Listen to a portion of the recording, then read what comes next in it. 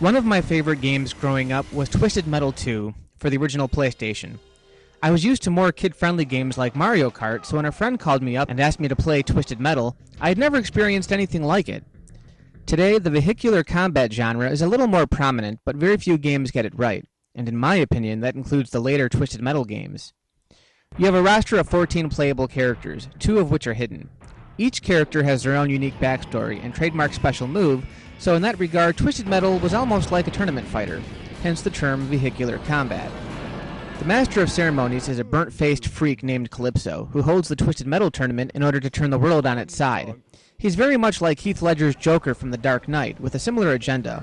Calypso just wants to see the world burn. Whoever wins gets to request one wish, but the outcome usually has some horrific consequence. The endings are done in a flash video style of animation, but they're all amusing and one of the few times a game rewards the player for finishing the story. The first game was fun, but even back then, it had its share of flaws. The graphics were kind of ugly, even by 90s standards. The controls took some time to get used to, and the most annoying aspect was that your machine gun would overheat, making you wait a good minute before you could continue firing with your most basic weapon. Realistic, yes, but unnecessary. Also, when you beat the game, you only get a basic text ending, giving you less of an incentive to finish. Thankfully, Twisted Metal 2 fixed these errors tenfold. While the graphics aren't great, they get the job done. This was when video games looked like games as opposed to today, where everything looks so polished you'd swear you're watching a feature film. Twisted Metal 2's graphics are a rare case. In the 90s, there were games that looked better than this, like many of the first-generation N64 games. Today, though, I find the game still appealing to look at, and that isn't the case with most of those first 3D games. Sure, a lot of the foreground objects look like cardboard cutouts, and you can see a lot of glitchy seams popping up all over the environments. But the cars look pretty cool, and it's got a fun visual aesthetic that adds to the craziness. For the most part, the cars are all pretty functional and easy to maneuver. This is the only game in the series that perfected the control scheme. Like many games, it gives you several control options, but the one I think most of us used was Run and Gun, which seemed to be a perfect fit for the PlayStation controller. After Twisted Metal 2, Single Track, the same company that developed the Jet Moto games, was bought by Sony's 989 Studios, and this is when the series started to suck. What killed the franchise from this point on was basically the controls. 989 tried to implement real car physics, I guess kind of like what they did with the popular Gran Turismo series, except they drove nothing like real cars. They just made the steering more stiff and much more complicated than it needed to be. When they redesigned the games for the PlayStation 2, the gameplay wasn't as clunky, but the controls still didn't feel right. The cars in this game drive more or less like go-karts. That's hard to explain on paper, but it actually makes the game very playable.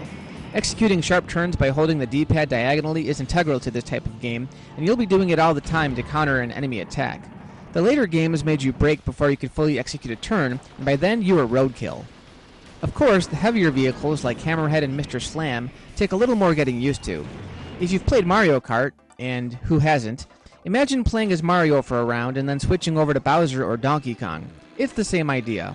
Of course, the bigger vehicles could also take more punishment, but they also have the crappiest special moves. Most of the vehicles have long-range projectile weapons like Outlaw 2 with her lightning attack, and my favorite, Spectre, whose homing missiles could go through walls, which meant playing against the computer was a bitch because he would just unload on you with these things.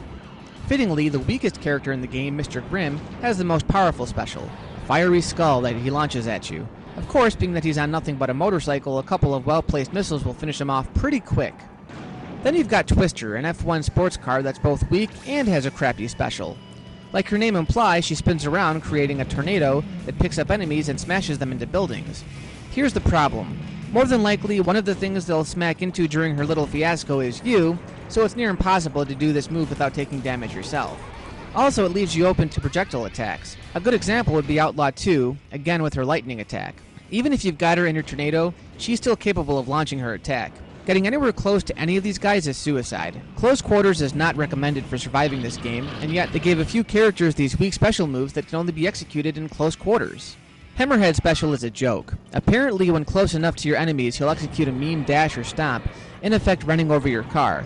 He's so big that you don't really need a special, though. Just lock on an enemy in your sights and ram into them with a turbo boost, and they're scrap heap. Whereas the first game took place in a dark, twisted suburbia, TM2 takes place all over the world, in cities like Moscow, Paris, and New York. One of the greatest innovations added to this sequel was the level of interaction in the stages. In the LA level, you can knock out the Hollywood sign. In New York, and this one was weird, you could blast off the Statue of Liberty's toga, revealing a woman in a bikini. Kinda makes you wonder, doesn't it? Wonder what? Whether she's naked under that toga? My favorite was in Paris, where you could blow up the Eiffel Tower and explore the rooftops. It had a pretty fair difficulty, too. You can get through the first 4 levels without really breaking a sweat, but once you get to Antarctica, the shit hits the fan. The floor starts to break off from the rest of the continent, creating plenty of opportunities to fall to your death. In New York, there are a ton of hard jumps and pitfalls. The easiest way to die in this level is falling off of a platform, either by making a sharp turn at the wrong time or being blasted off by an enemy's ricochet.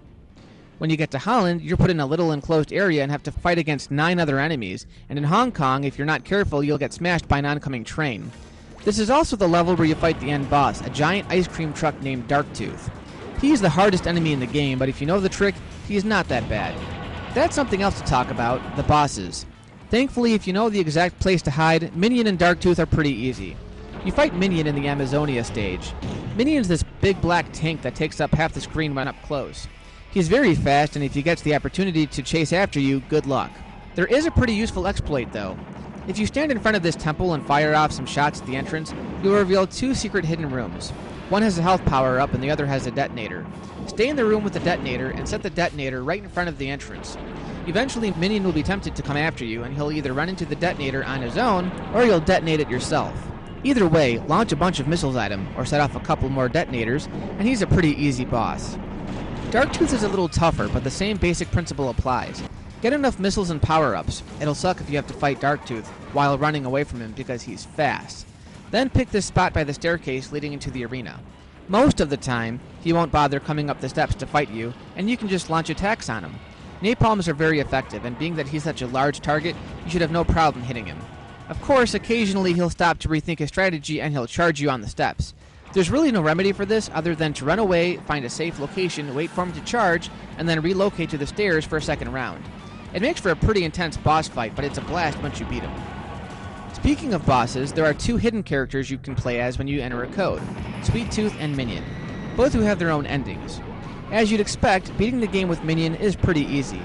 Sweet Tooth is the most challenging to beat the game with. You might think, why is that if there's a level select password for each character? Each character has their own set of passwords that will get you back to where you left off if you die. In the first game, the codes were designated to a level, so regardless of how many characters there were, you used the same level code for each character. I guess the designers figured out that players were using the end-level code to just beat the game with each character, so to remedy that, they gave each player their own set of codes for each level. That being said, neither Minion nor Sweet Tooth have any codes. That's right, if you're going to use Sweet Tooth or Minion, you have to make it through in one straight shot. 3 lives and that's it. Again, with Minion it's easy, as long as you don't fall off the New York level too many times. Controlling Sweet Tooth is just like controlling Hammerhead. The controls are clunky and especially a homing ice cream cone is a little hard to get used to. It can be done, I've done it myself, but you have to be pretty hardcore to do it, and I wouldn't recommend it until you beat the game with everyone else, so you can get a better feel for Sweet Tooth's controls. One last thing I have to mention are the special moves. Like your traditional tourney fighter, each vehicle has a generic set of special moves that execute jumps or freeze attacks, things like that. It's the same button combination for each character, which minimizes how much you have to memorize. I never found myself using these attacks much, but some of the computer characters love to use the freeze move. Mr. Slime is especially cheap with these. The one special I find myself using more often than not is Minion Special. Yes, by pressing the right button combination, you can launch Minion Special with any character. Basically a series of missiles followed by a freeze attack. If it hits an enemy dead on, that's a third of their health right there. It's sort of cheating, but it does give you a fighting chance, especially when you're on the harder levels and the enemy AI is up to its usual cheating self. The most fun I had playing this game, and yes, this is definitely cheating, so use these at your own risk, was when activating the super machine gun and homing napalm codes. The super machine gun triples the power of your basic machine gun. The bullets turn blue and you can pretty much obliterate anything with it. More useful is the homing napalm. Napalm is pretty tricky to learn how to use because it arcs and you have to be very careful when aiming it. Most of the time you end up missing your target completely. Put in that homing napalm code though and you'll never miss. It makes beating the game with Sweet Tooth almost a walk in the park. There's a 2-player split screen mode which was common in the 90s for games like these. There's a co-op mode where 2 players try to beat the game together. You'd think playing with 2 players would make the game easier, but the problem is that the PlayStation really wasn't powerful enough to handle the split screen thing, so the game runs a lot clunkier. Then there's the typical versus mode where just you and a buddy, or frenemy, go at it head to head. Truth be told, I haven't played TM2 in about 10 years. Playing through it again, I was amazed at how well it stands the test of time. It's still an amazing game. Re-release it with online capabilities, and you've got yourself one of the greatest games of all time. Its fast arcade action, insane storylines, and fun graphics remind you that, at one time, games were just that. Games. They were fun ways of passing the time by, immersive enough just to stretch your imagination without spoiling the player with a massive storyline and movie-style graphics.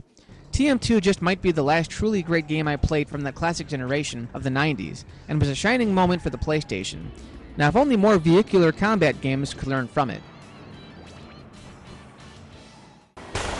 I am Calypso, and I thank you for playing Twisted Metal.